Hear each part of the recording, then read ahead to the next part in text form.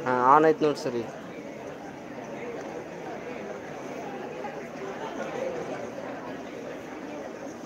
Third sir ಈಗ on ಮಾಡೀವಿ ನೋಡಿರಿ ನೀವು ಹಾಂ ಆಯ್ತು ಸರ್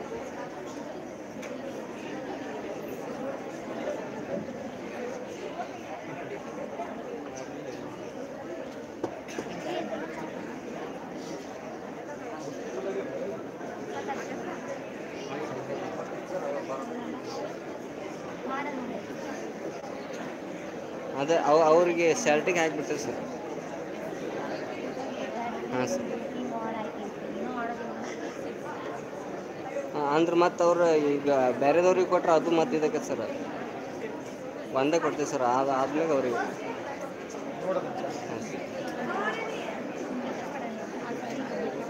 ನನಗೆ ಏನು ಅಸೈನ್ ಮಾಡಿಲ್ಲ ಸರ್ ನಾನು ಹಂಗೆ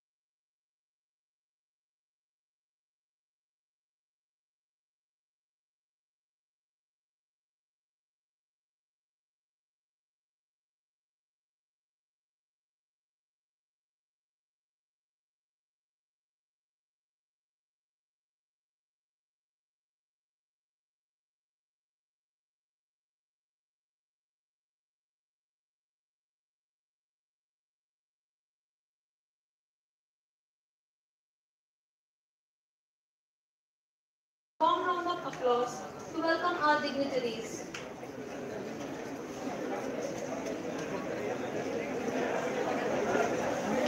Let's fill this hall with joy and positive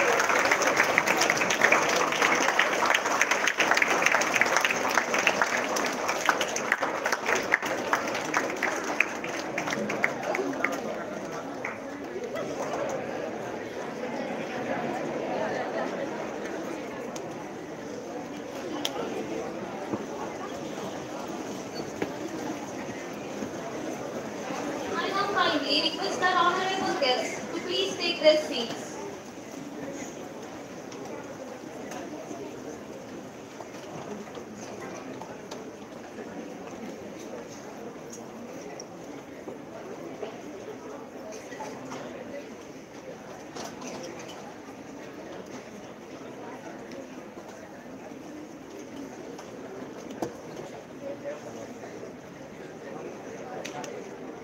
Good afternoon to one and all with heart full of curiosity and minds open to growth.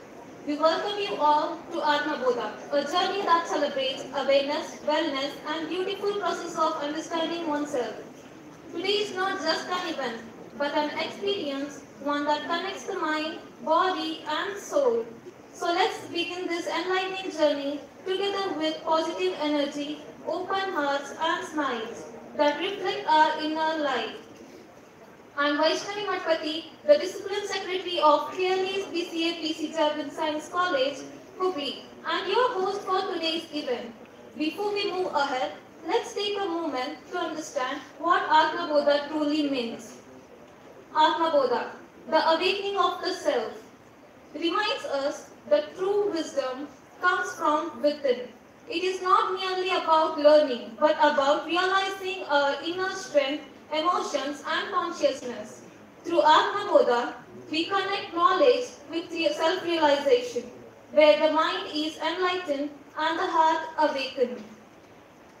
To begin this auspicious event on a divine note, let us invoke the blessings of Almighty, the source of all light, peace and wisdom.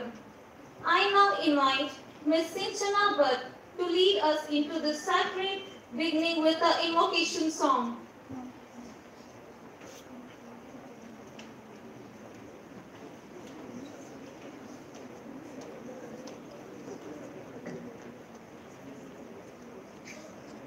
ಶರಣು ನಿನಗೆ ಶರಣು ವಿನಾಯಕ ಶರಣು ನಿನಗೆ ಶರಣು ವಿನಾಯಕ ವಿನಾಯಕ ವಿದ್ಯಾದಾಯಕ ದೇವ ಶರಣು ನಿನಗೆ ಶರಣು ವಿನಾಯಕ ಪಾಶಾಂಕುಶಧರ ಮೂಷಿಕ ವಾಹನ ಪಾಶಾಂಕುಶಧರ ಮೂಷಿಕ ವಾಹನ ಸರ್ವಾಲಂಕೃತನೇ ಗಜಾನನ ಸರ್ವಾಲಂಕೃತನೇ ಗಜಾನನ ಆದಿಪೂಜಿತ ನೀನು ವೇದವಂದಿತ ನೀನು ಆದಿಪೂಜಿತ ನೀನು ವೇದವಂದಿತ ನೀನು ಮೋದಕ ಪ್ರಿಯ ನೀನೇ ಗಜಾನನ ಮೋದಕ ಪ್ರಿಯ ನೀನೇ ಗಜಾನನ ಶರಣು ನಿನಗೆ ಶರಣು ವಿನಾಯಕ ಶರಣು ನಿನಗೆ ಶರಣು Vinayaka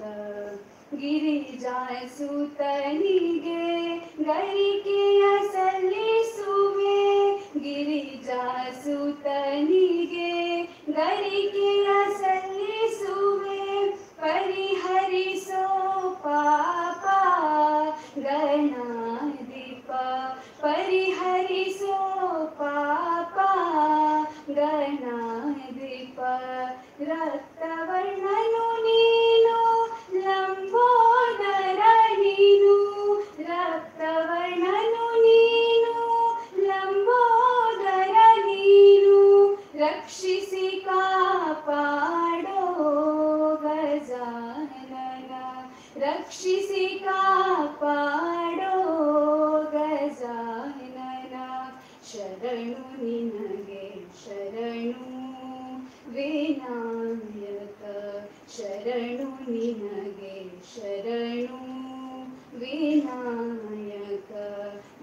𝗕𝗲𝗪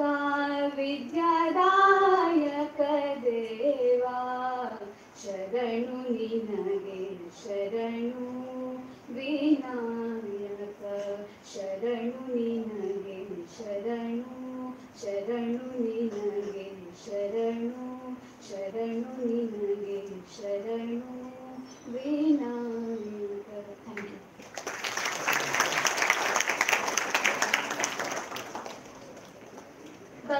That was truly divine and soul-soothing. Thank you, Ms. Sinchana, for that melodious invocation which filled the hall with such serenity and positivity. May this divine energy guide us through the rest of Atma Bodha. Now, every great beginning deserves a heartfelt welcome. To extend that warm and formally greet our dignitaries, guests and all present here, I would like to call upon Ms. 𝗕𝗲 𝗵𝗂𝗃𝗍, General Secretary of KLES BCA PC7 Science College, Hubbali, to deliver the welcome address.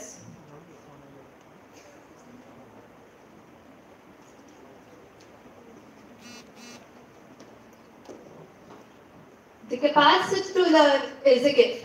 The ability to learn is a skill. The willingness to learn is a choice. A very good afternoon to one and all present here. With this beautiful thought, I, 𝗕𝗲 𝗵𝗂𝗃𝗍, General Secretary, extend a warm and cheerful welcome to everyone gathered here for Atma Bodha 2025, a program centered around inspiring thinking, growth mindset, habits of successful individuals and companies' value learners. This event is a celebration of learning, reflection, and personal growth. A reminder that success is not just about talent, but consistent effort, curiosity, and willingness to keep improving. We are deeply honored to have with us our chief guest, Dr. 𝗲𝗹𝗪, MD FIPS Kim CRI Hubbali. Sir, your dedication to mental health and your contributions in the field of medicine are truly inspiring. We extend a heartfelt welcome to you. I request Professor Deepak to present the bouquet to our chief guest.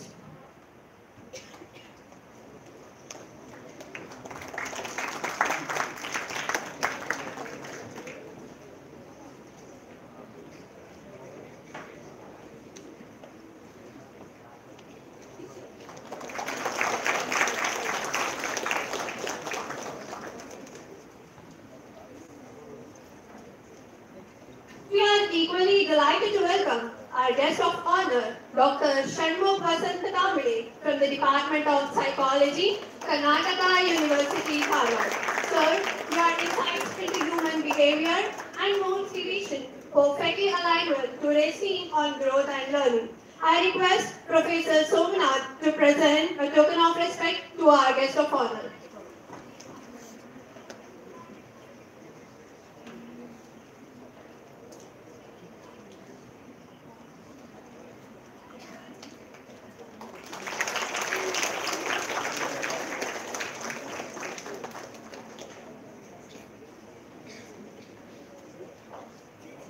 I extend my heartfelt welcome to our convener, Professor Sunena Ahmed, for the guidance and dedication. I request Professor Akshata to present the bouquet to the convener.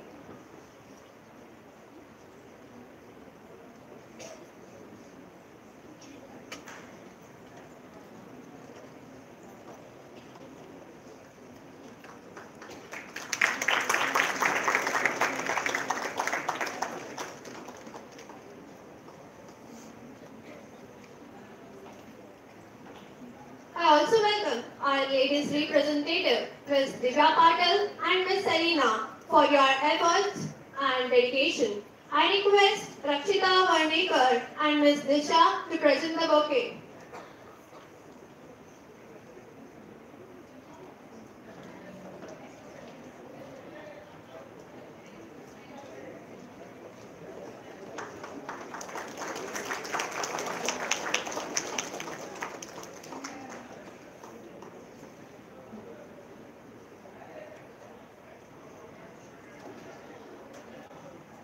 I also take the moment to extend my warm greetings to all our faculty members, non-teaching staff, and my dear fellow friends.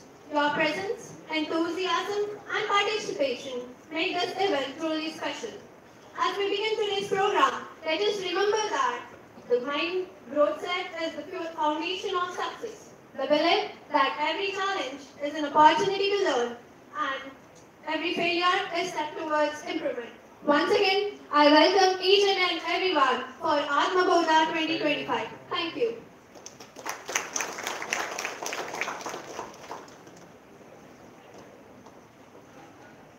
Thank you, Ms. Sriraksha, for that warm and heartfelt welcome.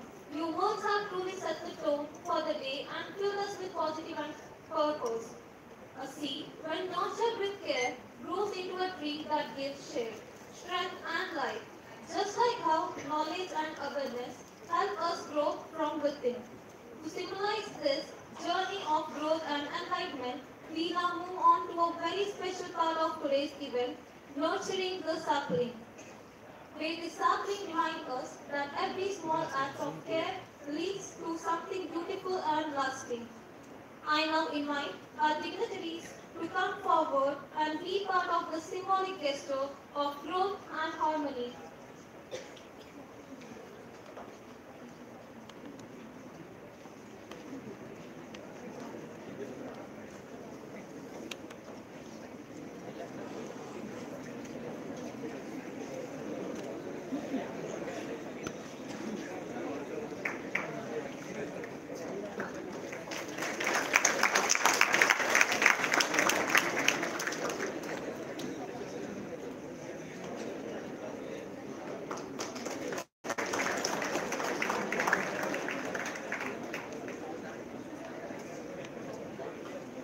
Thank you to all our dignitaries for being a part of nurturing the sapling ceremony.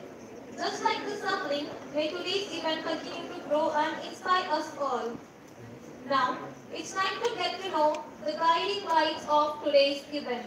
Our honored guest, to introduce our honored first guest, Dr. 𝗲𝗹𝗳-A𝘄𝗍𝗵, MD, FIPS and Associate Professor, Department of Psychiatry, KMCRI.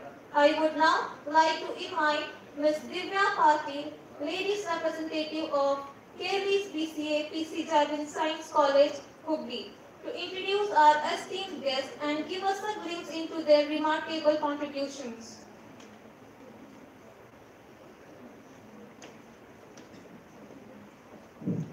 Good afternoon, everyone. I am Divya Patil. It gives us immense pleasure to introduce Dr. 𝗲𝗹𝗳-A𝘄𝗍𝗵, a distinguished psychiatrist and a dedicated academician, currently serving as an associate professor in the Department of Psychiatry at Karnataka Medical College and Research Institute, Hubbali. Dr. 𝗲𝗵𝗍 holds an MD in Psychiatry from King George Medical University, Lucknow, 2012. And an MBBS from the Karnataka University of Medical Science, Hubbali, 2007. With over 12 years of clinical and teaching experience, he has made a remarkable contribution to the field of mental health through patient care, research, and education.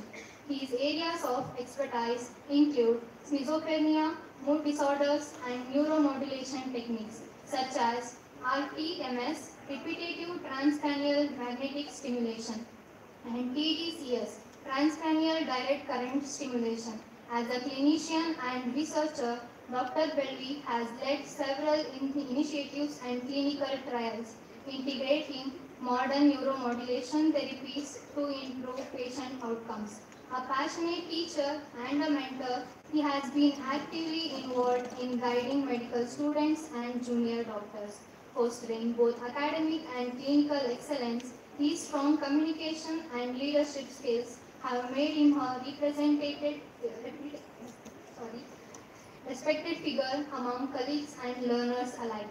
Dr. 𝗲𝗵𝗍 is a fellow of an Indian Psychiatry Society, FIPS, and a member of several esteemed organizations, including the IPS Karnataka chapter, IPS South Zone, Deccan Psychiatry Society, and the Indian Association of Private Psychiatrists. He has also been a regular presenter at ANCIPS conferences since 2011. and has published numerous articles in national and international peer-reviewed journals. Beyond his professional commitments, Dr. 𝗀𝗵 is a sports and fitness enthusiast and a strong advocate for mental health awareness and community outreach. His work continues to inspire both professionals and the general public to prioritize mental well-being. We are honored to have Dr. 𝗲𝗵𝗵 with us today, whose dedication and contributions to psychiatry truly embody passion, knowledge, and excellence. Now I request Professor Sunaina MM to present a token of gratitude to Dr. 𝗲𝗵𝗵-Mangalwadi.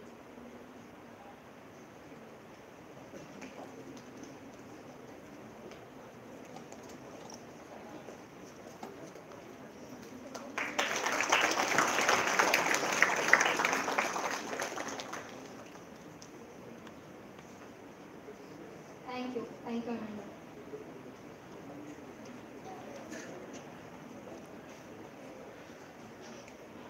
Thank you, Ms. Divya Patil, for that wonderful introduction.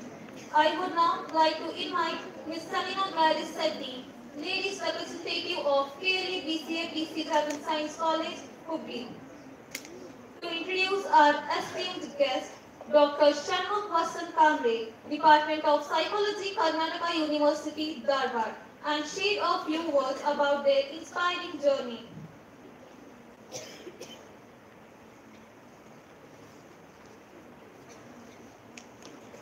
A very good afternoon to one and all. I am Salina Gladys Sethi, and it is an honor and privilege to introduce Dr. 𝗕𝗲𝗃𝗄𝗏, an eminent scholar and professor in the Department of Psychology at Karnataka University, Dharwad. Dr. 𝗕𝗏 is a distinguished academician with over 28 years of experience in teaching and research. His work focuses on understanding the mankind through areas such as belief systems, emotions, happiness, spirituality, values, and forgiveness. He earned his PhD in psychology from Karnataka University and has served the same institution with dedication, rising from lecturer in 1997 to professor in 2015. His career reflects a deep commitment to academic growth and psychological research. Dr. 𝗕𝗏 has successfully completed several major research projects funded by prestigious organizations like ICSSR, UGC, and the Templeton Foundation, focusing on forgiveness therapy, emotional well-being, and cultural differences in human behavior. He has published over 100 research papers in renowned national and international journals, many indexed in Scopus and Web of Science. With more than 6,000 citations and an H index above 40, his research has made a significant impact globally. His collaborations with scholars from countries such as the United States, United Kingdoms, Japan, Brazil, and India further highlight his international recognition. Dr. 𝗕𝗏 has also authored international books on topics like emotional intelligence in organization and emotions, relationship, and eating patterns in Indian couples. He has guided numerous PhD and MPhil scholars, mentoring them in areas like forgiveness, empathy, spirituality, and well-being. Time may be short, but his achievements are countless. A passionate teacher, researcher, and mentor, Dr. 𝗕𝗏 continues to inspire students through his dedication, humility, and scholarly excellence. We are truly privileged to have Dr. 𝗕𝗲𝗃𝗄𝗏 with us today, and we extend a heartfelt welcome to him. We welcome you, sir. Now I request Professor Sunaina MM to present token of gratitude to Dr. 𝗕𝗲𝗃𝗄𝗏.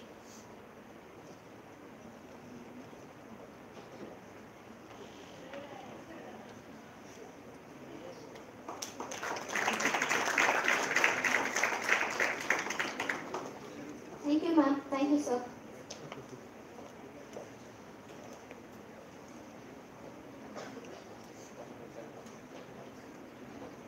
Thank you so much, Ms. Salina, for those wonderful introductions that gave us a glimpse into the inspiring journeys of our esteemed guests.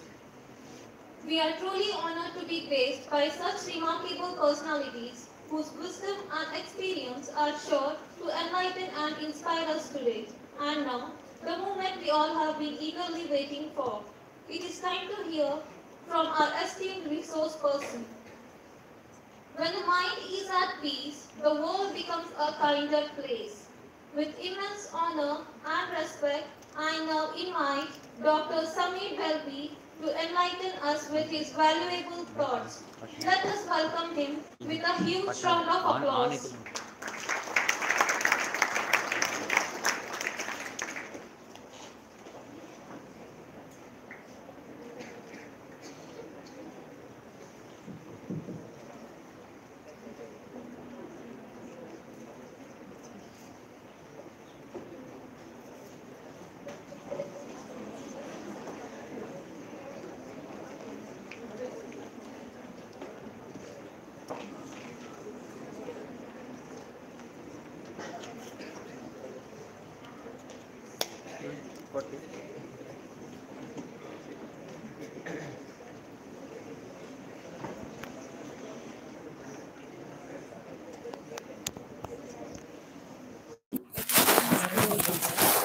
Okay, but then the presenter view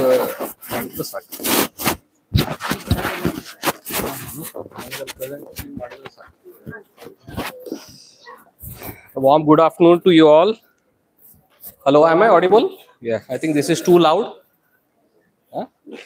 Okay, at the outset, I would like to thank Professor Sunaina and other faculty member of KLE BCA for having me here. And this is my second year. So right now I'm more relaxed than when I was here last time. So it feels like home. Thank you one and all. Atma Bodha, the topic which I thought I would be addressing you people today is something related to the topic or the title what you have chosen for this program. Okay. So what do you exactly mean by Atma Bodha? Self-awareness, isn't it? Self-realization, self-awareness.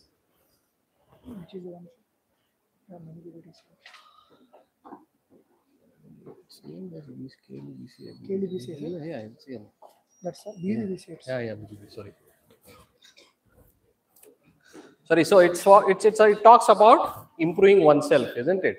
So maybe I thought there were a couple of topics given to me by Professor Sunaina, so I thought that an apt topic would be something that would help you to be a better person. Okay, so to improve yourself in terms of whatever you're doing. Fine. So I thought maybe something to do with habits. Okay. How to improve one's habit and how habits are important in shaping one's life. Okay. So I thought something about Atma Samyama. Okay. So what is Atma Samyama? Anybody here from Sanskrit background? Okay, so Atma Samyama is nothing but it talks about self-control, okay, restraint, self-control, something which is very necessary for a disciplined life. Okay, so we talk about so many do's and don'ts today, but we never focus on those small things that we do on a day-to-day basis that shape our journey. Okay, so mastering the art of self-discipline. Okay, so it's an art. Okay. Combined with a scientific perspective, today we'll try to see why these things are important. Okay, can I have a pointer or a slide changer, please? Pointer or a slide changer?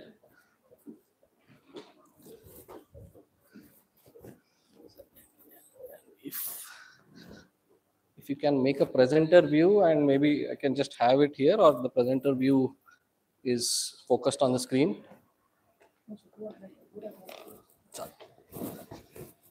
The presenter view, I have some notes there. Okay, it's here, but it doesn't come there.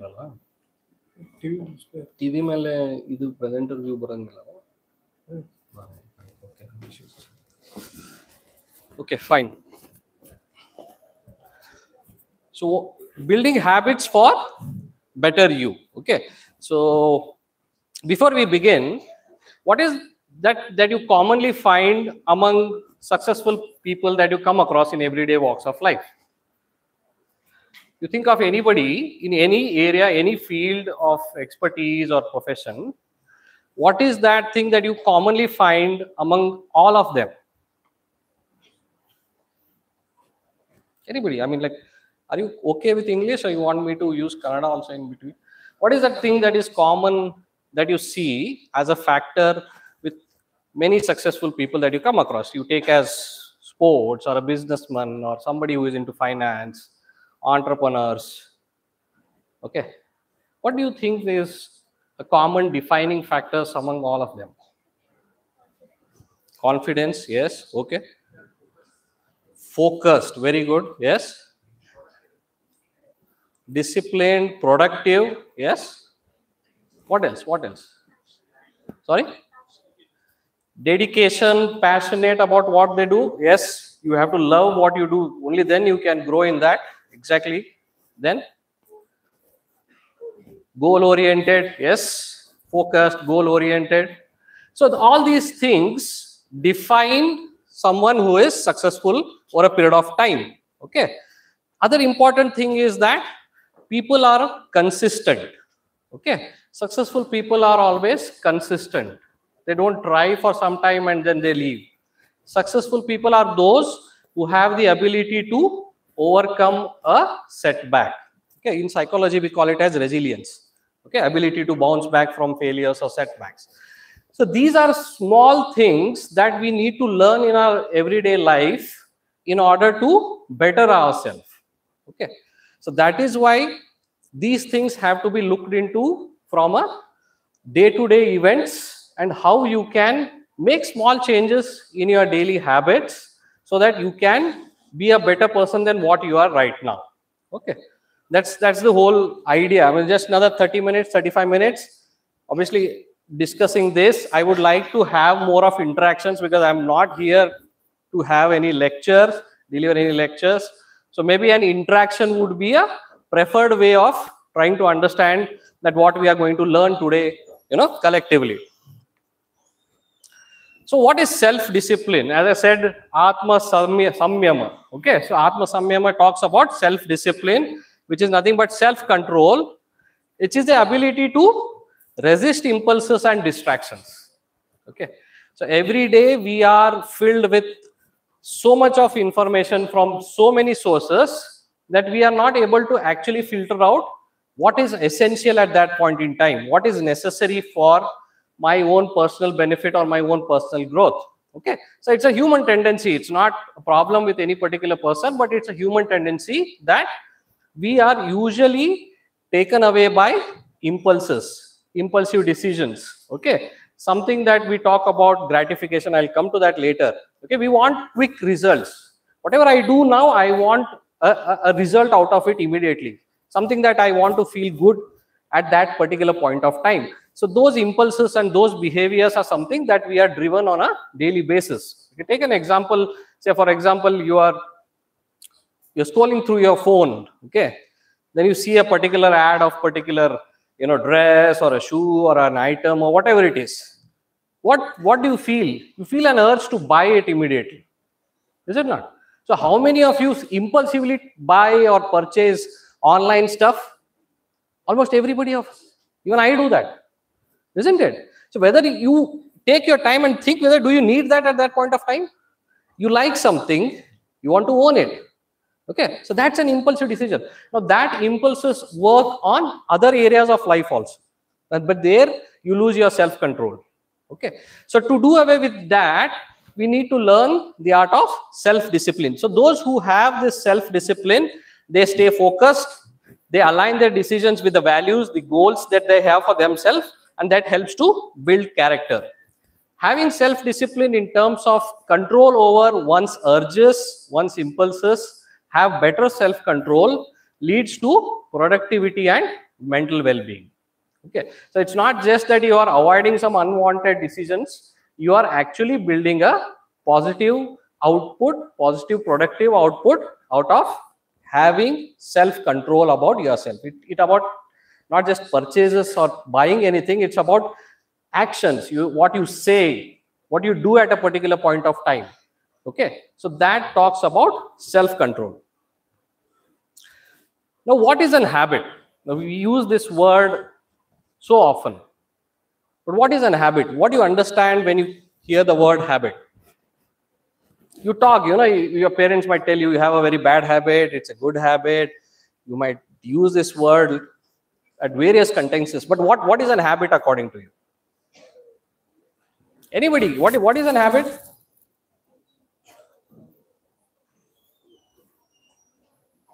What is habit? Routine, okay. What else? What do you think when you hear the word habit? Can you give me some example of habit or habits?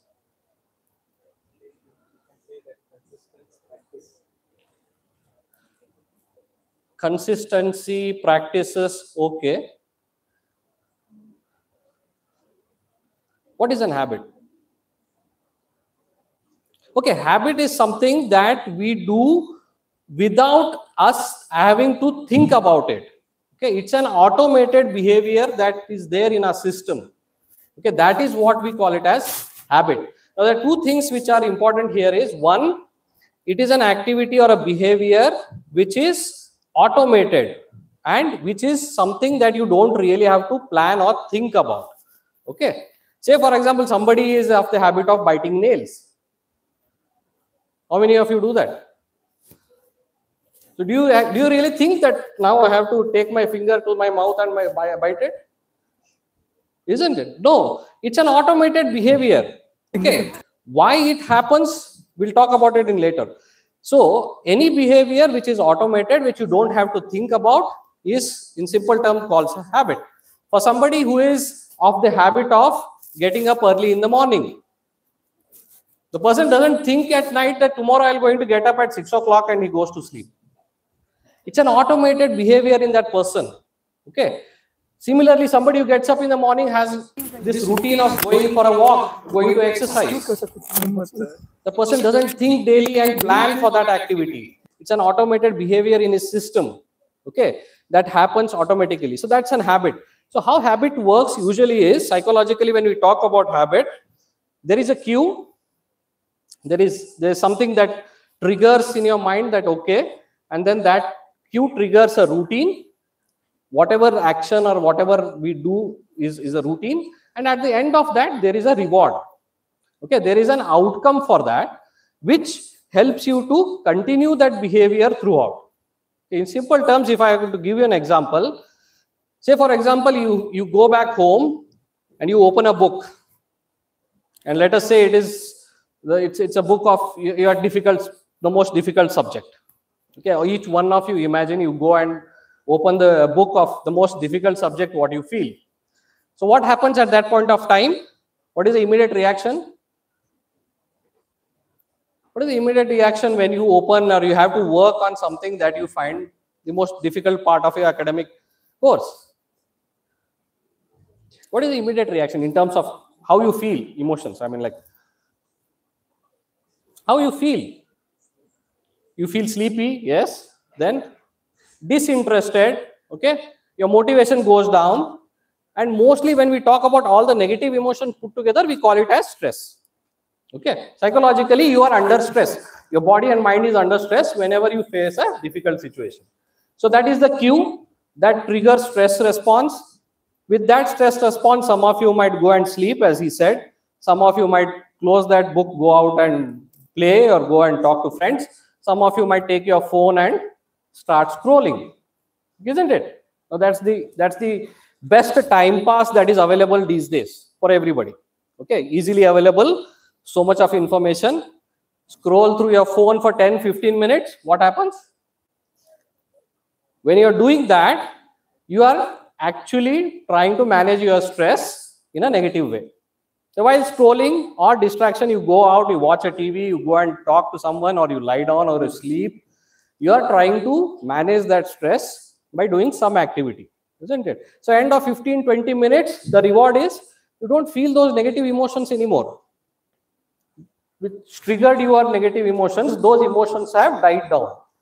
So mind learns here, okay, by doing these activities, I am able to control my negative emotions whenever I am faced with some kind of a stressful situation.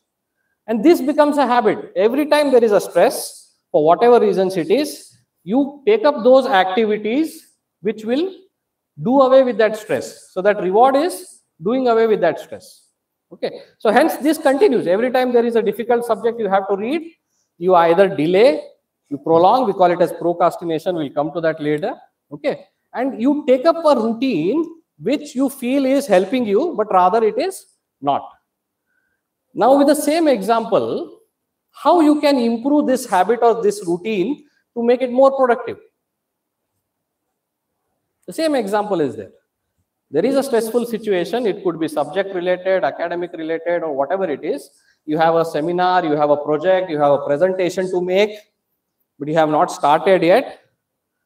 How do you want to make this routine or this behavior into a productive output? Everything remains same. So there is a cue.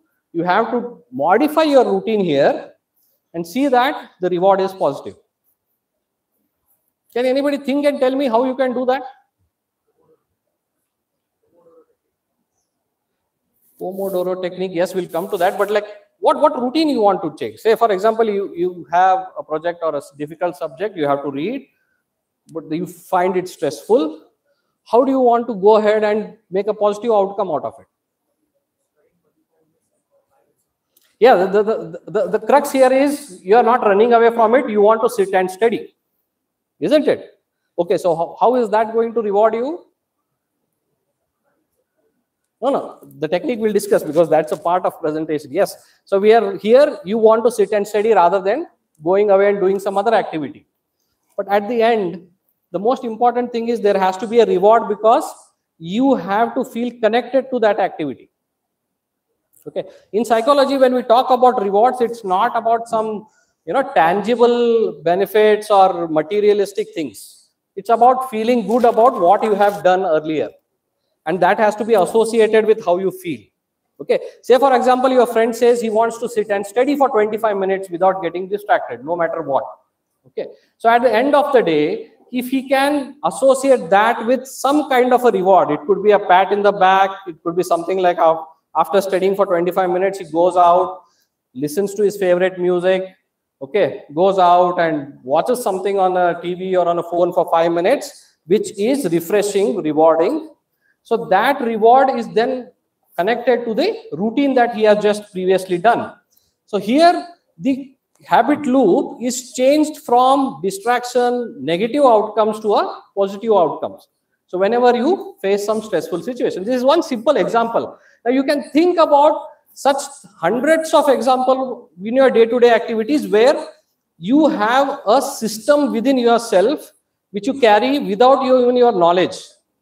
Now, whether that is helping you, those systems are, is it helping you? Is it in a positive way benefiting you? Think about it. And if it is not, how do you modify that? That itself is a habit. Say, for example, how many of you are of the habit of getting up early in the morning? Irrespective of what time the college starts, irrespective of whether it's a working day or it's a holiday. How many of you can do that? So how do you modify that? So that is what habit loops talks about. For those people who have this well-established systems, they don't have to depend on anything else. The system works for them on day-to-day basis. It could be related to anything: personal care, academic, business, work-related, managing difficult situations. They have a well-built system that how they deal with that. And those systems are nothing but your habits. Okay. So if you want to start something good in terms of your daily routine as a habit you want to inculcate, you have to start from small steps. You can't really imagine something big and start from day one. Okay. So you have to start from small steps. Important here is being consistent. Somebody wants to go to gym, join gym. It's a very common example. Initially they go, join, attend for a week, 10 days, every day with all the josh. And 11th, 12th day, it's okay. I'll see tomorrow. Skip 1 day, skip 2 days, skip 3 days. It's gone. Okay. Consistency is very important no matter what you do. Studying for exams, last 7 days for preparation, you work like there is no tomorrow. And then after that, not even look at your books. Okay. Don't even want to open your projects. So that's not how it works. Okay. So small steps, be consistent, track your progress. Okay. So what was I a week back? Is there any change in what I am doing now from subsequent weeks? That has to be quantified. Okay. That's very important. So there what happens is something called like accountability partner is important. You have someone who is there, whom you can trust, who knows that you are changing something, and who is there to help and motivate you on day-to-day basis, point out that, okay, you have missed this, you have been inconsistent here. Okay, all these things help. It could be anybody, it could be a friend, it could be a study mate, it could be a family member, anybody who can show the accountability of whatever is happening. So this is how habits are built. Okay, it doesn't happen overnight. But you need to realize, okay, this is one behavior or one aspect of my life that I have to change in order to get better at whatever I'm doing. This is how you start. Okay, so everything else that we discuss from now on are something that can be a habit for you, and they are definitely something that are well-oiled systems for those who are successful. Why habit formation is important is, one, because it leads to consistency. As I told, it's an automated behavior. You don't have to think about it. Once it is a part of your system, because there is a reward, that reward itself keeps things in the loop, then it becomes a consistent action. Okay, you don't have to think about it. It enhances your productivity. Okay, you don't have to do anything more. The same thing you keep doing and doing and doing on everyday basis, regular basis, it enhances your productivity. Now, this is proven by science. Okay, it's proven by science. Say, for example, if you want to grow a muscle, okay, what do? You keep flexing the muscle multiple times, and only then the muscle grows. Similarly, your brain cells, your neural network strengthens, grows by doing those activities repeatedly. That is how it enhances productivity. Habits improve your focus. That's what very important, your concentration. There is a psychological reinforcement, that what reward we talk about. Feel-good factor. No other reward is as powerful as feel-good factor. You do something, you work hard for something, and the moment you achieve those results at the end of those, your efforts, they are so satisfying that you want to keep doing it again and again. Psychological rewards are very important reinforcing factors for our behavior. If I want to give an example, this is how reinforcement works in the other areas of life. Say, for example, drug abuse. Okay, somebody who is into taking smoking or alcohol or cannabis or other things, what these substances do to the body, they're not something that is going to enhance your metabolic profile. They just increase your dopamine levels in the brain, that you feel good about something. Okay, so that reward is something that helps the person to keep taking that substance again and again. The same thing is applied to normal human behaviors also. You work hard, you score that 5-10% more extra marks, that reward is reinforcing. Okay, you work hard on a presentation, you come and present your seminar or a project, you are praised by your teacher, that reward is more reinforcing than anything else. Okay, so always work on those psychological reinforcement, and that happens when systems are in place. Habits help you to develop those reinforcement. And then, as I told you, neurological support. You keep doing the same thing again and again, keep doing the same thing again and again. Your brain cells improve, your neural network connection improves.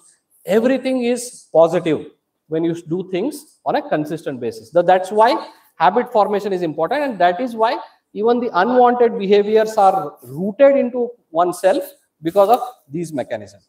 If I have a habit of something which is not right, say for example, smoking or alcohol, or even otherwise also, if I have to read something and I don't follow a particular way of doing it, I do incomplete works and other things, that behavior is again rooted because of these mechanisms. We need to identify that and change it in a positive direction.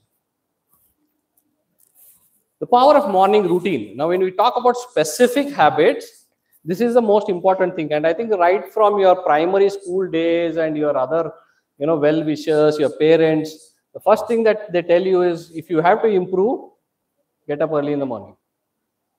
Is it not? Unja logo yadre ella 𝐾𝐿-𝑠.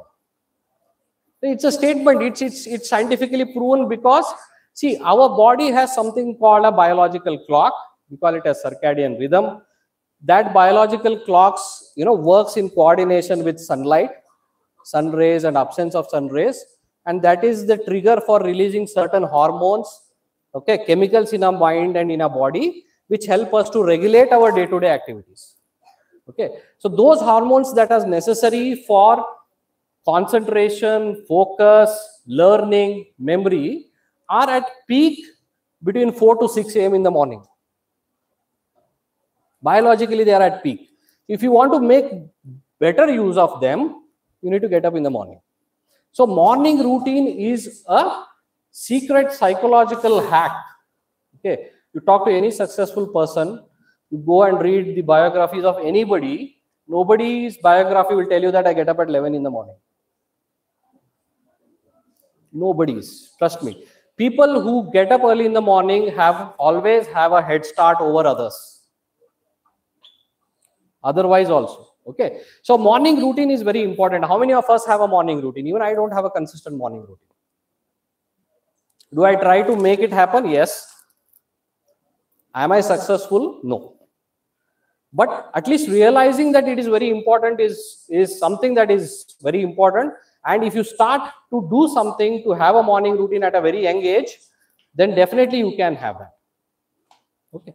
So start early, you have a head start. Physical activity is beyond doubt proved to be beneficial not only for physical health but for your psychological health. Again, I repeat, this is something which I always tell to my patients. Forget about medicines, whatever I give you and other advices I give you. Unless and until you have physical activity as a part of your daily routine, nothing much can be done. If you add physical activity, exercise to a routine, your treatment enhances by 30 to 40% in terms of how you respond. So it is proven beyond doubt, 30 minutes, 40 minutes, 4 to 5 days a week, brisk level of moderate physical activity, it could be anything, whatever is of your choice, definitely has benefit on psychological health. Okay, so these are something that is beneficial for you to have a head start, productive mindset. So having early start, exercise, somebody or the habit of journaling, noting down, writing down that, okay, this is my day, this is my day planner, how I want my day to begin and what I want to do by the end of this day. All these activities help you to start your day with a productive mindset. Try this and see. It definitely helps. At least your mindset changes. You are positive, you are motivated, you are hopeful, you are eager to learn something, do something for that day. Your entire outlook changes if you have a very routine, structured morning routine in your system. Okay. Any doubts with this? So this is very important. How many of you actually procrastinate? It's a very common thing. 1, 2, I can only see 2 hands. Somewhere there in the down who are chit-chatting now, they have woken up listening to procrastination. Yes, how many of you procrastinate? Not many. It's a very good batch of students then. Huh? What do you understand by procrastination? Delay, postponement, then anything else?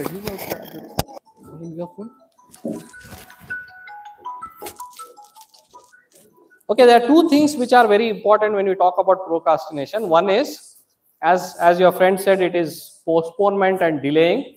But what is more important is, it is voluntary and unnecessarily. You can have different situation where you delay or you postpone a particular activity for some other time.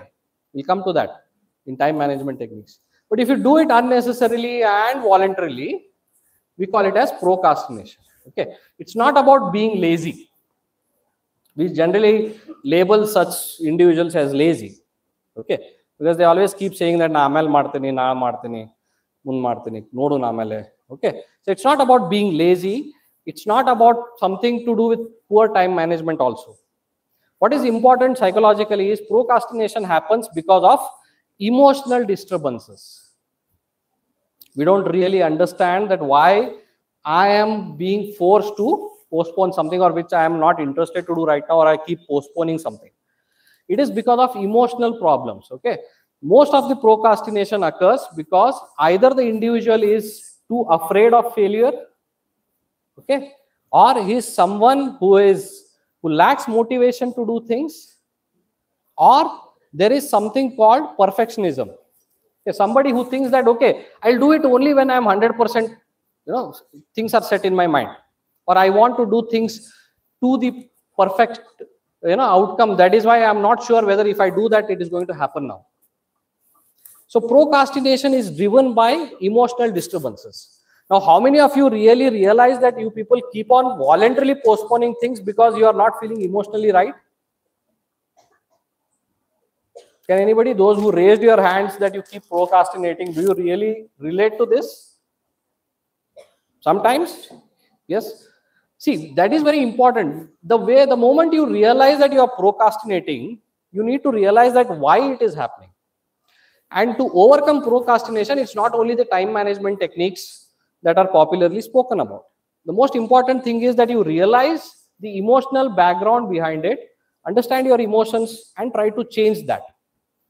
Okay, so procrastination is the single most cause. When you do a research on psychological aspect, when we see why people don't finish task at hand, or why there is kind of delay, and people do things mostly at the fag end of everything. If you give a time period and then everybody starts doing it only at the fag end. So procrastination is the single most common cause that why people don't finish tasks on time, or even if they do so, they are inefficient. Inefficient in terms of they don't do it as per the capacity or capability of those individuals. And that is because of procrastination. Understanding emotions behind that is very important. Okay. So the moment you realize, okay, that it's not about my ability that I'm not able to do this or I'm forced to postpone it. It's because about how I feel about it. Then you start working on it, then you will improve. Time management techniques, your friend, somebody said Pomodoro technique, and there is Parkinson's laws, there is 5-minute rule, there is Eisenhower matrix, there is eat the frog first technique. There are so many things. Okay, there's so many things, but what is important is what applies and what sticks to you. Okay, so simple techniques like your friend was discussing is a Pomodoro technique. It's like working in sprints. Okay.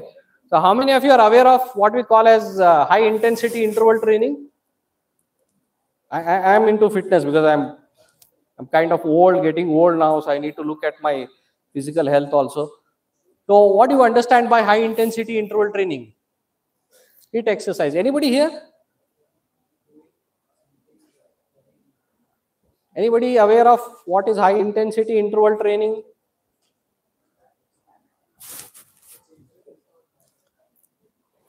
Okay, see, it's a technique where for short bursts of time, you are working to your maximum intensity in terms of whatever activity you're doing.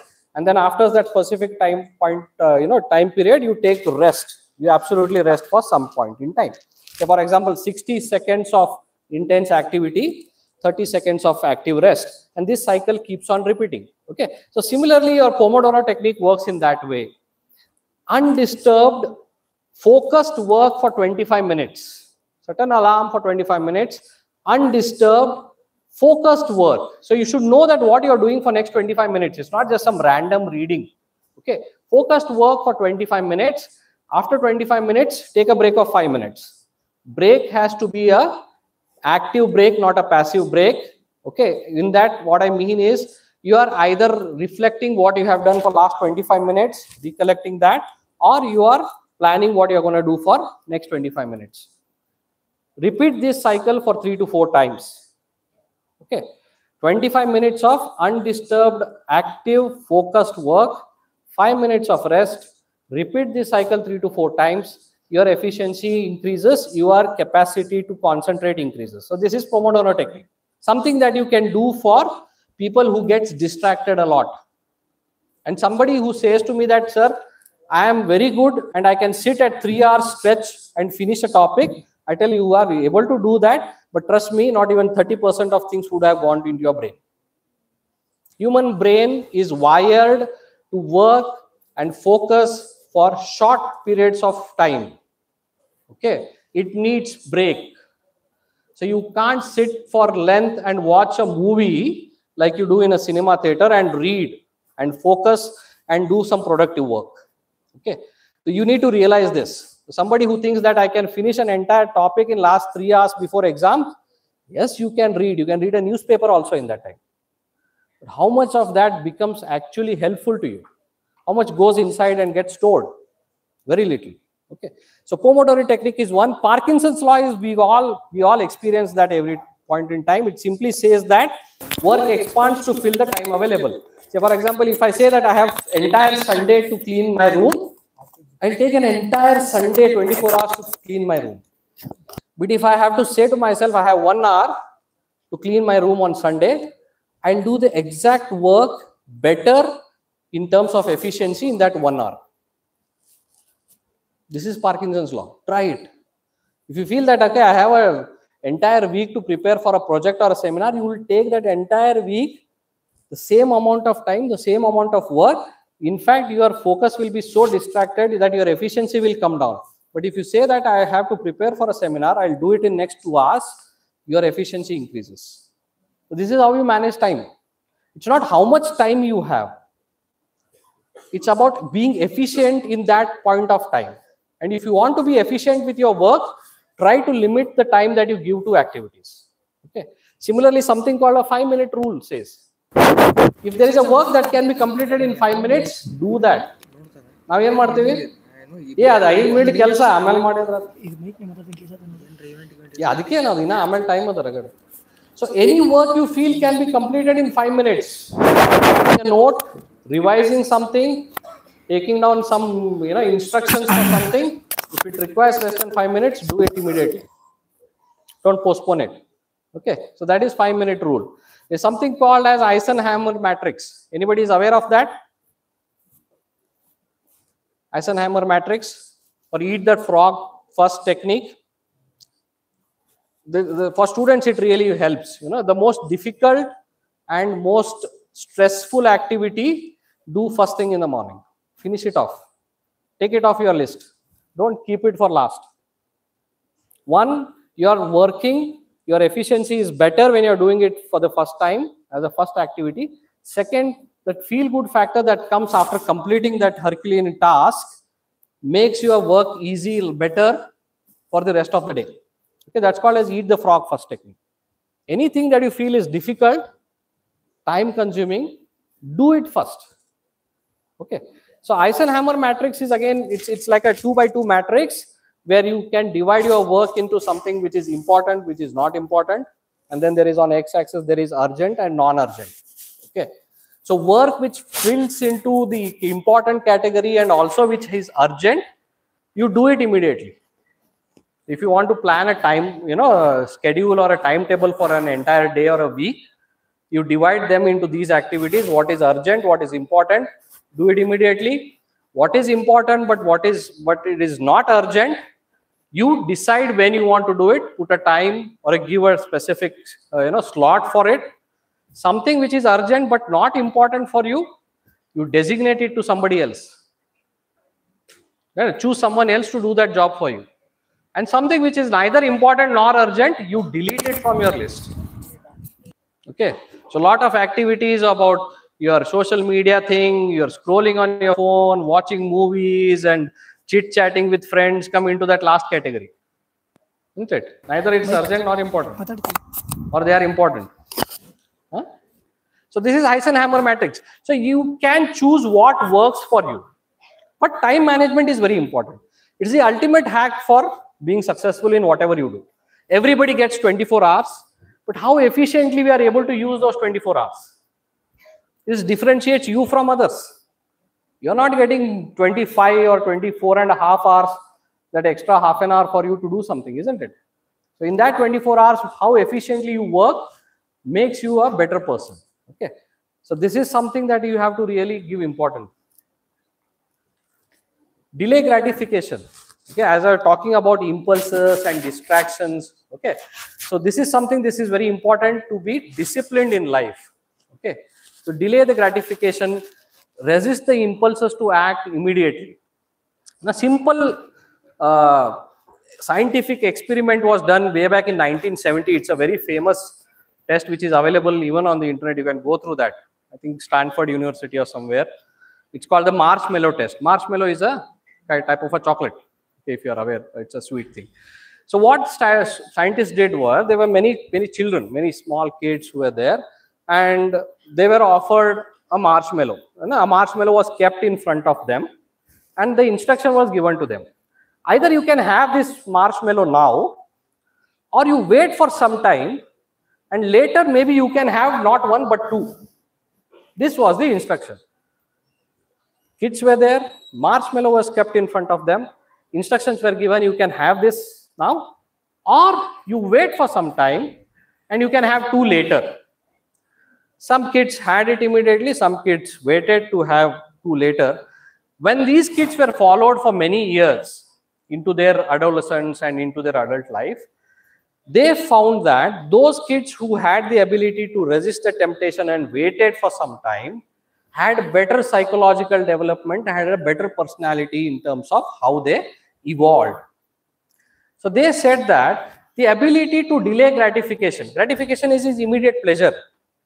Okay. So for example, if there is an ice cream in front of me or a chocolate in front of me, I should think about it that, okay, is it time for me to have it, or do I really need to eat it?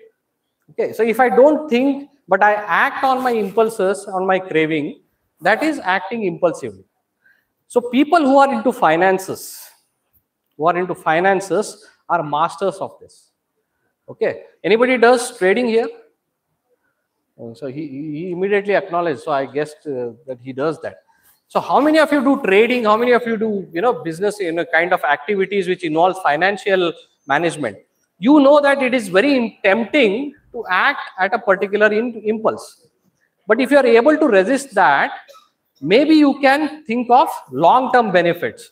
So that is what delay gratification talks about. Most of our actions, if they are impulse driven, if they are based on experiencing that immediate pleasure, then we are losing out on long-term benefits. Okay, so this can happen with your day-to-day activities also. Say for example, if you have to read something or prepare something for a project or seminar, it is a time-consuming thing, it requires efforts, and you don't know your seminar, your project presentation is somewhere down the line, few days later. And you avoid that and you say, for example, there is an offer, there is a Kantara movie running around and I want to go and see that. So you are choosing an option which is going to give you immediate pleasure or something that might probably help you benefit in long-term benefits. Okay, so there delaying gratification helps. How do you build that? You delay the action. Say for example, if you have that thought in your mind, I was earlier discussing about impulsive buying. Okay, what I do is, if I like something, I select, keep it in the, what do you call that, bag. Okay, but I don't check out. I don't go and do the payment. So I immediately switch off the phone or keep my phone aside, go out and do something else to distract myself from not impulsively buying that thing. Okay, and many people who have found out that those who have deleted these e-commerce apps from their phone are much better in terms of financial management and how they are controlling their impulses. Okay, so that's how you do. Delay it. You have an impulse to do something. Okay, you want to eat something. Somebody is health conscious, but there is an offer of a pizza or a burger. How do you want to do that? You delay that. Say that, okay, maybe I can look at it after 10-15 minutes, not now. So once you delay, that impulse, that urge comes down psychologically. So you are in a better position to control your next actions. Break down big goals into small ones. Chunking is what we call it as. Okay. If then plan. Okay. So it's like a statement. If I am offered a burger, then I am going to do this to avoid that. Okay. So there can be so many instances where you can use this if then plan to overcome that temptation and remove temptations from your surroundings. Your environment has lot of distractions and lot of temptations that lead us into a negative pathway. It could be your phone, your social media, the way you live. Okay, so your environment also triggers some unwanted behavior. So you need to look at that also. So delaying gratification is very important because that helps you to build for long-term stability and long-term gains. Okay, that's what marshmallow test said. I mean, like I'm just talking about if you are not impulsive, Maybe you are a better person in terms of your cognitive abilities. Okay, so that is how psychology tells that, okay, learn to control your impulses. Importance of goal setting, I'll not take much time. We call them as SMART. Okay, SMART stands for specific, measurable, achievable, relevant, and time bound. Say for example, you can say that in next 2 weeks, I want to make a presentation which can be applauded by my teacher. So this is a statement you are making in terms of making SMART goals. So what you are trying to achieve here is you want to improve your presentation skills, which is specific, which is time bound, that you are giving yourself 2 weeks time, which is measurable, which can be quantified, and obviously which can be relevant. Okay, so this is how you build goals. So goals have to be built on SMART criteria, and obviously you can't have all of them in one point in time. Bifurcate them, divide them into small sections. Okay, so achieve small steps first, and then look at the bigger picture. Visualization has a very significant role in maintaining a particular habit. Visualize success. Okay, say for example, if you think that after completion of my presentation, I'll be, cheered a lot, there will be thunderous applause, or my teacher is going to say good about me, and you visualize those situations. You visualize those successful situations. It helps you to reinforce that what you want to do. Okay, we don't do that, isn't it? We generally don't do that. It's not about being overconfident. It is about visualizing your own success, what you feel is going to be reinforcing for you. It can be different for different people, but try to visualize that on every aspect. That is help you to keep working towards your goals. Mindfulness, again, it's a part of your, self-control or self-regulation. We talk about a lot about mindfulness these days. It is FUL, not double L. What is the difference between FUL and FULL? Mindful. Anybody? What is the difference between FULL and what is FUL? I'm talking about FUL here. Being mindful with a single L is nothing but having ability to have self-awareness. Okay. FULL is quantity. Okay. Single L is ability of self-awareness. So mindfulness is very important. How self-aware we are in whatever we do. How many of you are aware that you are breathing right now? How many of you are aware about different sensation you are experiencing in your body right now? Or how many of you are completely aware of what I am speaking? Not many. It's an ability, it's an art. You need to develop that. So the important thing is here is try to develop that art of being aware of your own self in terms of your body sensation, what you speak, what words you are choosing, how many of you actually relish each and every bite you take when you are having a meal. You are eating, but your focus is on your phone or you are talking to someone. Okay, your activity is one, but your mind is onto something else. So that's not mindful. So mindfulness on day-to-day activities. You have to be mindful of what you eat, what you feel, what you smell, what you listen to, what you talk about. So that self-awareness, the highest level of attaining that union with your own self, comes with mindfulness. And there are a lot of techniques in terms of meditation, yoga. There are classes online. There are multiple thousands of YouTubes which talk about mindfulness and how to improve mindfulness. Okay, that has to be a part of your habit or a routine. If you are able to do that, focus on yourself for 5 minutes, 10 minutes, 15 minutes in a day, it has a positive benefit. Okay, so the art of mindfulness has to be developed. As I was earlier talking about, successful people have this ability to overcome challenges and setbacks. Without that, one cannot be successful. So what happens is perseverance, learning from failures, and working towards improving oneself are very key to become a successful individual. We all have ups and downs in our life. We can't only focus on our peaks and say that we are not entitled for troughs. There will be a downturn. There will be some difficulty, some activity where you might not really experience success. But what is important is you recognize that you learn from those things. Okay, because they say that the definition of growth is nothing but learning from failure. Growth is equal to failure plus learning. Okay, so without that there is no growth. So that what we call as resilience is very important, psychological resilience. Understand that ups and downs are common. What is important is whenever you feel down, whenever you are challenged, learn from those situations and put that learning into practice so that you improve next time. It's a very common thing. Day-to-day activities, your academics, you have scored less in something, learn why, improve yourself, try to better. And this can be applied to any ways or any walks of life. Okay, that's very important. Just to conclude, as I told you, habits define who you are, okay, what you do, and they are automated systems. So what kind of systems you have right now, what kind of systems you want to improve upon is up to you. But what is important is try for consistency. Okay, it's like a famous tortoise and a hare race story. Don't be impulsive, don't be in a rush, in a hurry, or don't overexert yourself for a short duration of time and say that I'm going to do things or achieve things. It's not going to happen. What is going to be helpful for you to be successful is slow, steady, consistent actions.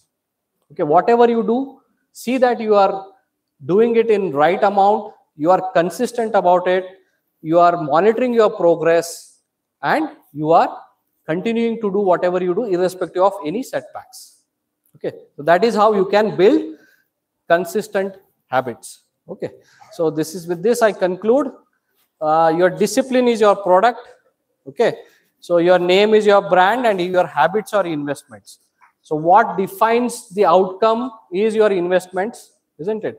So what kind of habits you want to do as a part of your investment is up to you, but they are the defining blocks of one's personalities. Okay. Yes, thank you.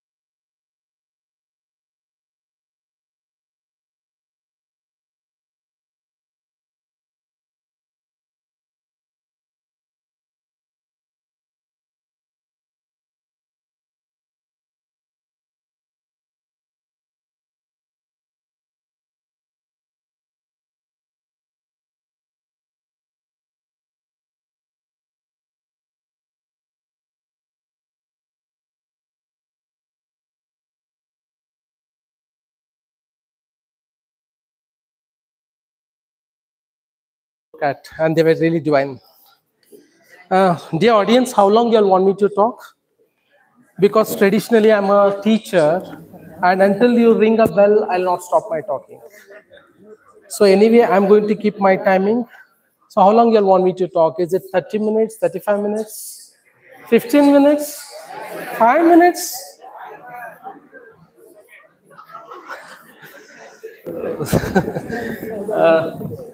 I'm not that bad presenter that you can kick me out from this hall within 10 to 15 minutes.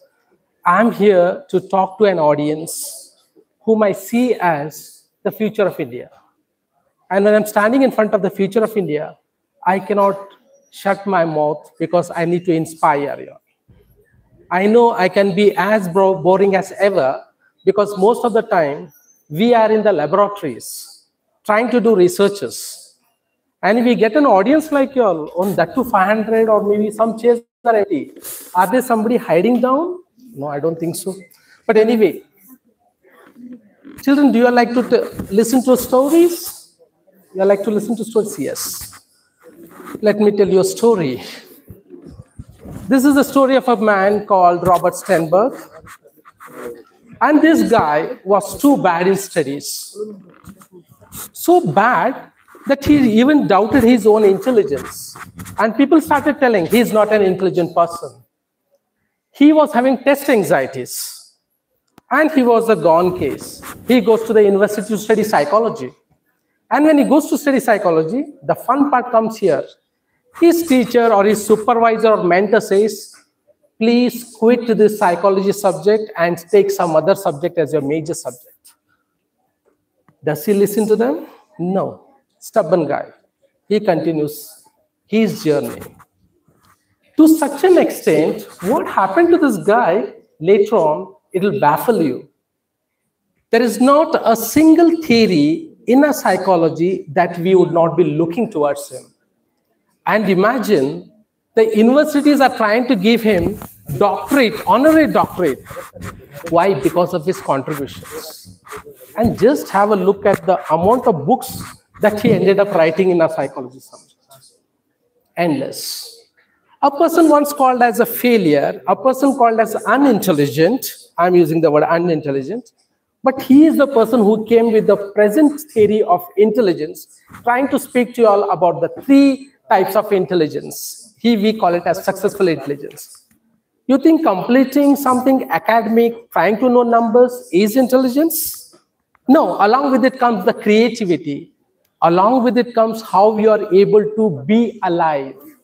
Every person is intelligent. He came out with his own theories. Second story. Everybody knows this story. And in this story, it is the environment I would like to bring to your information and try to tell you all. It is the mother who was a stimulator for his mind growth. For the first one, it was self-motivation. He got motivated by himself. Second, it's the mother who was important here. And what are his inventions? Beyond comparisons, he ended up being one of the greatest entrepreneurs ever. One point I would like to bring to your notice over here.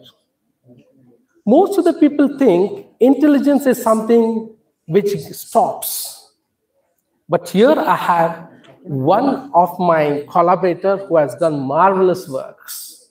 Okay, before that, just have a look at this particular story. Just imagine your story. It is, you just go to class, and that is very important, and that you like a lot. Your professor returns the midterm papers to you in the class or to the class. You got a C+. You are very disappointed.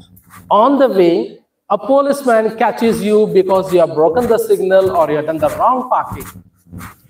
How is going to be your experience? There are 2 types of experiences people will try to tell us. One of the experiences is going to be, I'm a loser. I bunked it. I bombed the examination. There's always bad luck for me. This is how a person will look at it. Now let us look at how the person with the growth mindset will look at things. What he tries to tell is, I have failed in this examination or I have got less marks here. There is scope for improvement. It depends how you take it. It's the way in which how you are going to approach it. It's all about the way in which your mind starts processing that information. See the way in which they start telling it. Yes, I did a mistake. That's the reason the police caught me. Next time I'll be careful. I'll not do that mistake again. I failed in examination. Its teacher is not responsible for it. It's not your teacher's mood was bad and they're giving you less marks. You may not have done enough of good homework there. And that really matters. So the growth mindset is all about how we would like to see at our failures, how we would look at your shortcomings, how you would like to steer yourself towards that particular goal reaching as such. This is where she is, Carol Djokovic. And whatever small piece of vignettes I try to show, it's from her book, which is called as Mindset. Children, I just want you all to read the book. I know you all don't like to read books. That is where old professors like me will score a little higher than you all. You all might be looking for shortcuts, but there's no shortcuts. Go for the fundamental textbooks. Not everything will be available on your Google search or maybe your ChatGPTs. Even ChatGPT also has made a lot of mistakes when I was trying to test it, including the growth also. It gives the wrong references and gives the wrong information.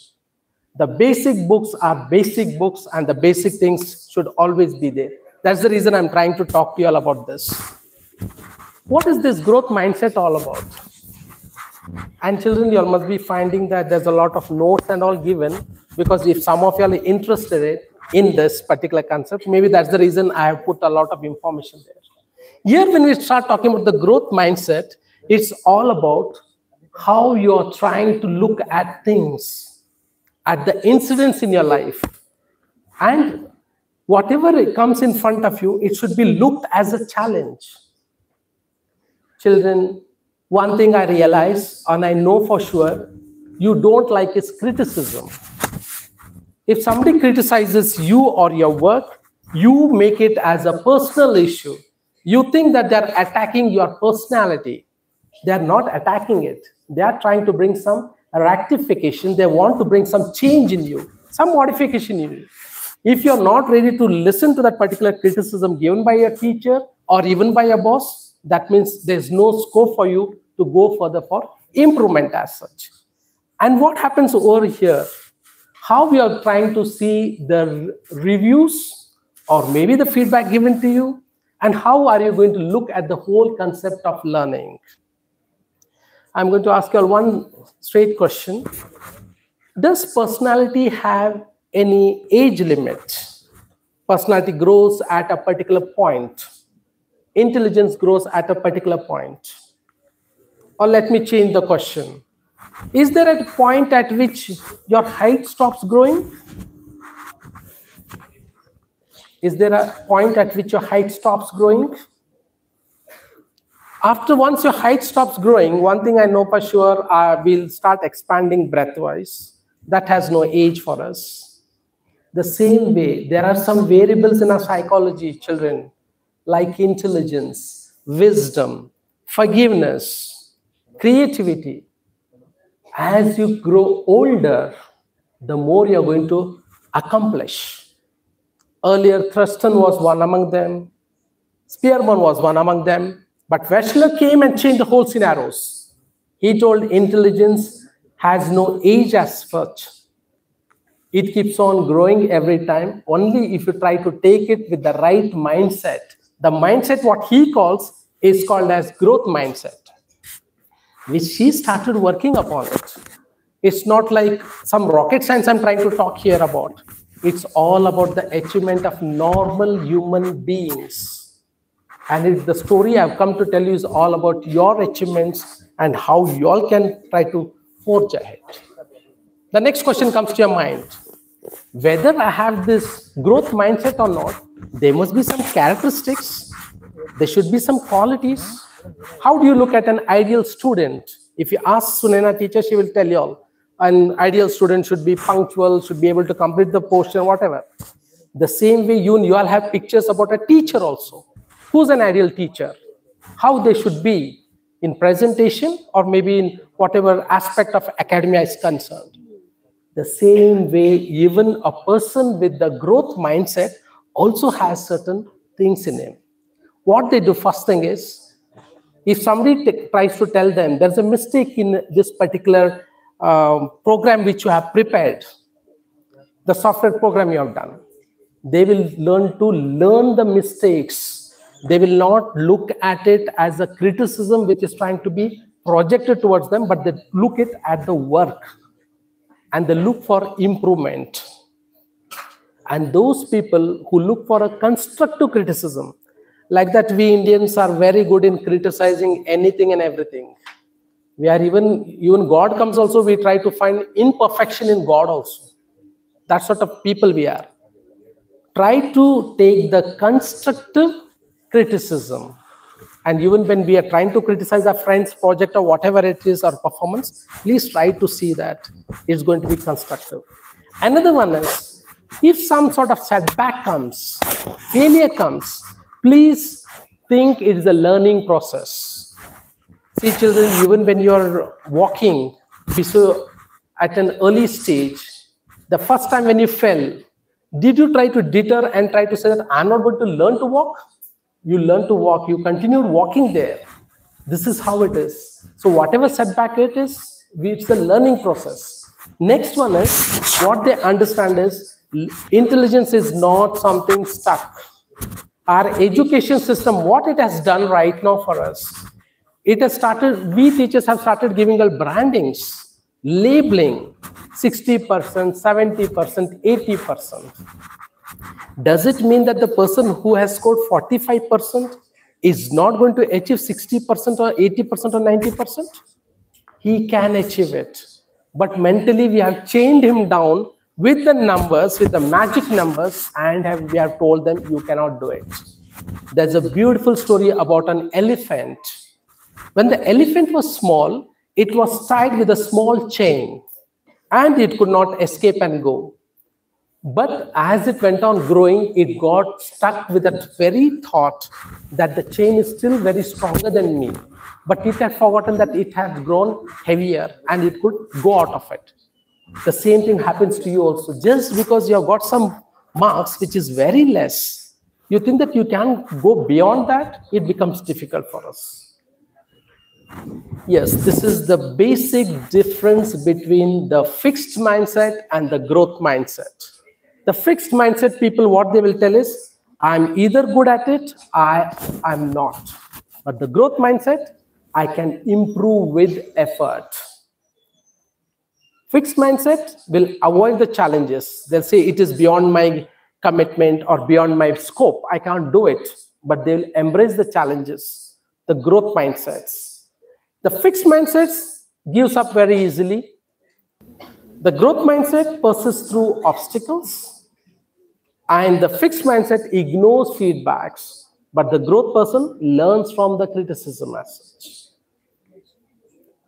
Now, I'm coming to tell your stories as BCA students. What happens to you all?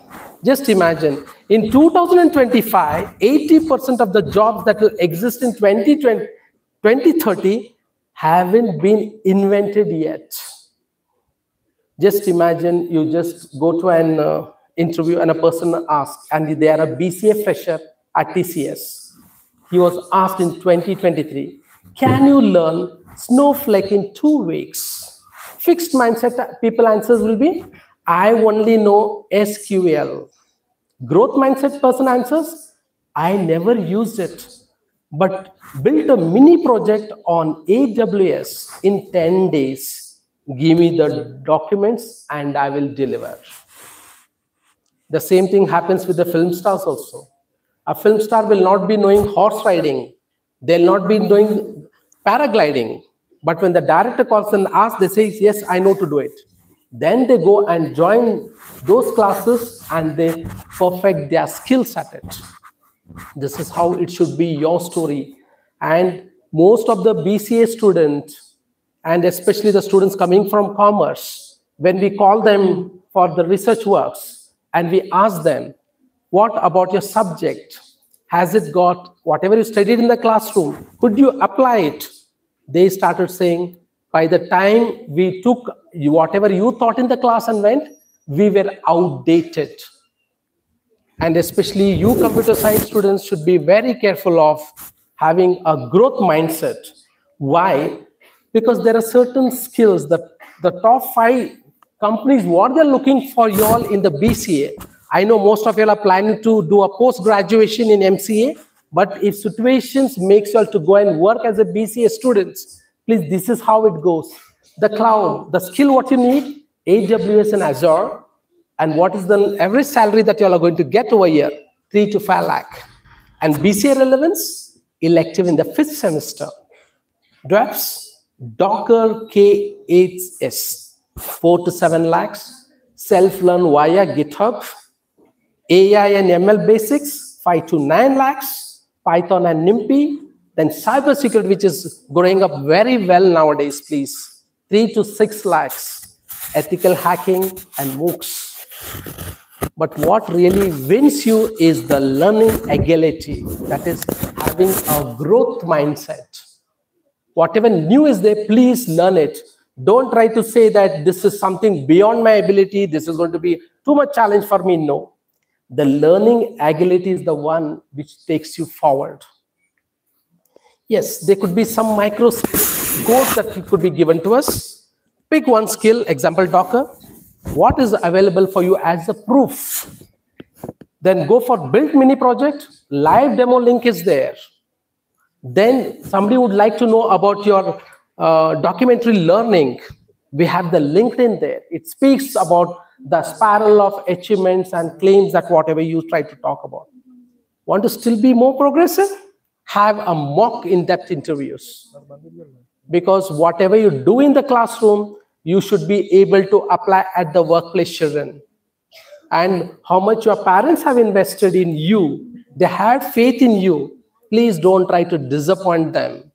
Keep on having a urge for learning more and more. Here it goes. Your BCA degree is an entry ticket.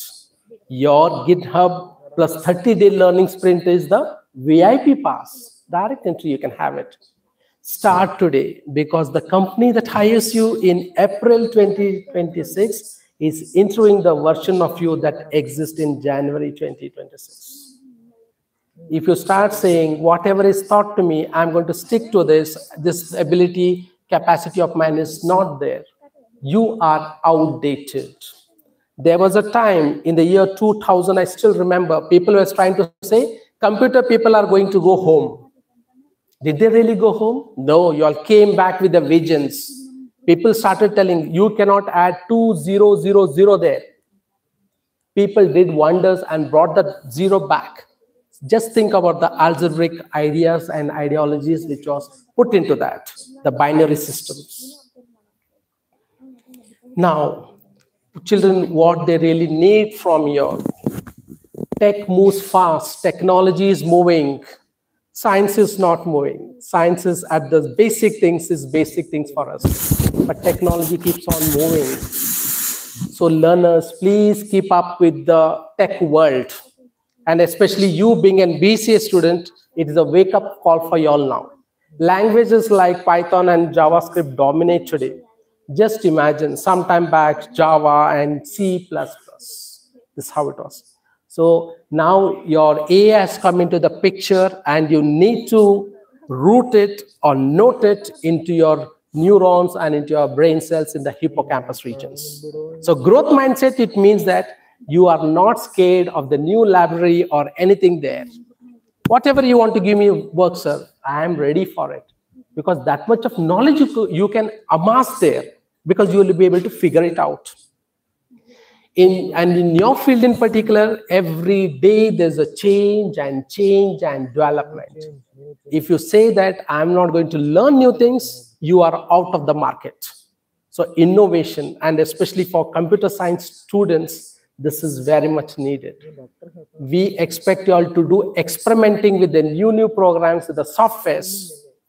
Failing is always there, but that failing should not deter you. It should not pick you back and try to say that, no, I cannot achieve it. And learn what this is built for. Even if it crashes, let it crash. I am going to come back with the vengeance, with a new idea, with an envisioned self as such. Another important thing I want to tell you all, debugging life or resilience is the key. Even when Samir was trying to speak to you all, he did mention about resilience. What is resilience? Fighting back or coming back. You have seen a tennis ball. If you just bounce it, it comes out with the same speed in which you have bounced it on the earth. If you take an egg and throw it, it crashes. I don't want your feeble minds or your beautiful brains to be like eggs. It should be like the tennis ball. The more you are able to bounce, you only bounce it only when there is a lot of energy within you. We call it as the resilience. And in computer science, what it is, failure is the part of process. I never heard any MCA students in my own campuses trying to say, I'm failed. They said, no, failing and winning is a part of our MCA. The beautiful sentence is available only in that particular way, what we call the path of computer science. And here it is a talent war. The more talent you have, the more knowledge you have gained, that's where you're going to win there. And especially 2025 LinkedIn report showed that 80% of computer science graduates prioritize jobs with learning opportunity. They're not looking for high salaries. They're looking for their interest. See, children, you'll enter a company or a job, but how long you stay is determined by your interest. It's not determined by your salary. However great the salary is, but if you don't have interest in doing those activities, you'll falter and you'll fail, or you might exit from that particular profession as such. That may not happen over here. If you have that particular gist for learning or the craving for learning, you are going to forge ahead. Next, you're going to ask me is, sir, to develop this growth mindset, what are the things that I should have in myself? And this is especially for computer science student only that I had to tailor my talk for. Embrace the struggle. That machine learning assignment you're giving is a headache. Good. Try to push it. Don't try to think that it is going to make me weak and I'm going to lose over there. Use sources. Stack Overflow is there, GitHub is there, or even X is there to find solutions and learn from others' codes. And when you say codes, I still remember the way in which the father of computer science, who's father of computer science, by the way?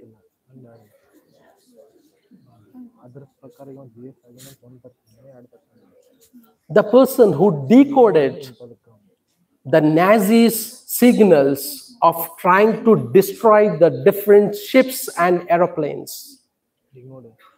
Just imagine, he was the one who was able to decode it. And now decoding and coding, I think you all have become too expert. Let me go to the next one. Build projects, break things. We have web app, a game, or even an AI bot for that.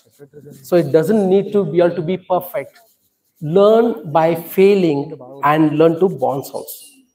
And another important thing, whatever you have done, please try to take the feedback from the right person at the right time and the right moment. If your time is right, if you're going and asking the wrong person, then you're a failure. You should know whom you're going for, which sort of feedback or the criticism that you would like to take.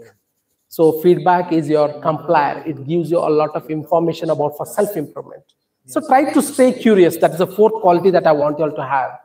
That is follow trends that is on X, or read up what's happening in AI, cyber security, or a cloud computing. Your teachers might be telling you all to look at certain magazines, or we call it as journals. If you think that journal is waste of time, you are wrong. It is trying to tell you about what's happening in the current world. Your textbooks must be printed, or it must be compiled in 2024 or 2022.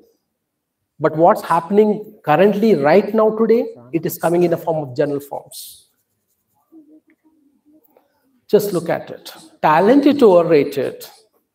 And it is told by the CEO of Microsoft, Satya Nadella. Consistent learners compound. There's a lot of meaning that you'll have to take out of this particular, I can call it as a phrase. It's not even a full sentence for us, but it has a lot of depth over it. Next, you might start asking, is the growth mindset which you spoke about, Carol Dweck, is that qualities there in my Indian students? I'm here to watch and say, my Indian students have this quality in them. Growth initiative. Whatever challenges you try to give them, they are able to do it. And this one we have compared with the students of United States, Japan, Guatemala, and India. My Indian students are no less. If they are no less, I'm sure that you are also no less, and you all are going to forge ahead. Now, another point I would like to tell you all, study addiction is needed. As we have something like addiction for the wrong things, addiction for study also is there among the students. We try to chalk that also. And more they were having study addictions, they had a little negative qualities in them. They were a little narcissist by nature. But every person who's possessed with their self was trying to dedicate themselves to getting new knowledge and ideas in form of study addiction. This was another study done with the people from Poland. Next, I would like to talk about another important term. You all might be having a lot of classes running from morning to evening, but you learn to embrace the good classes, the bad classes. There could be good things and bad things that must be happening, but learn to embrace it. If you learn to embrace it, you will learn to be successful in whatever good or bad situation you might be stuck with. This was another research work, what we found. If a person is accepting the good and the bad things at a given instance, he is going to be happy and leading a meaningful life and psychologically rich life. So children, this is what I wanted to share with you all regarding saying that please don't try to think that everything is a full stop for me. It is always a comma for you. Try to forge ahead and try to move ahead. So if you have any question, I know you're all impatient to rush to home, but still if one or two people, if you woke up from your sleeps now, if you have some questions, please ask me some questions. Either you all ask me questions or I'm going to ask questions. I'll start from there. I'm just kidding, please. Is there any clarification anybody needs about anything, please?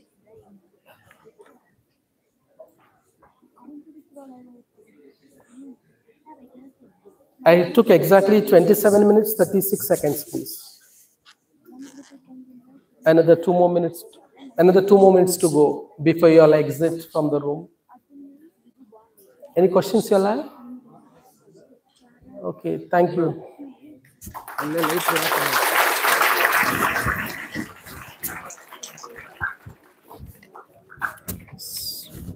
Yeah, I think there is something here. Yeah, those are the boys. Okay.